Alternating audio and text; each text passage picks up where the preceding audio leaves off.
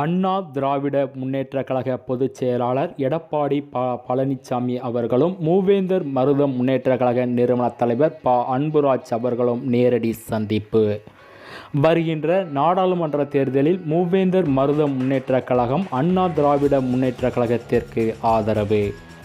வருகின்ற ஏப்ரல் 19ஆம் தேதி அன்று நாடாளுமன்ற தேர்தல் தமிழகம் முழுவதும் நடைபெறவுள்ளது. இந்த நிலையில் பல்வேறு கட்சிகள் கூட்டணி மற்றும் ஆதரவு தெரிவித்து வருகின்றனர். இந்த நிலையில் இன்று மூவேந்தர் மருதம் முன்னேற்ற கழக நிறுவன தலைவர் அன்புராஜ் தலைமையில் கழக நிர்வாகிகள் அண்ணா திராவிட முன்னேற்ற கழக பொதுச் செயலாளரும் எதிர்க்கட்சி தலைவருமான எடப்பாடி பழனிசாமி அவர்களை சென்னை பசுமை வழிச்சாலையில் உள்ள செவ்வந்தி இல்லத்தில் சந்தித்தனர். பின் வருகின்ற மக்களவைத் தேர்தலில் அண்ணா திராவிட முன்னேற்ற கழகத்திற்கு முழு ஆதரவையும் தெரிவித்தனர்.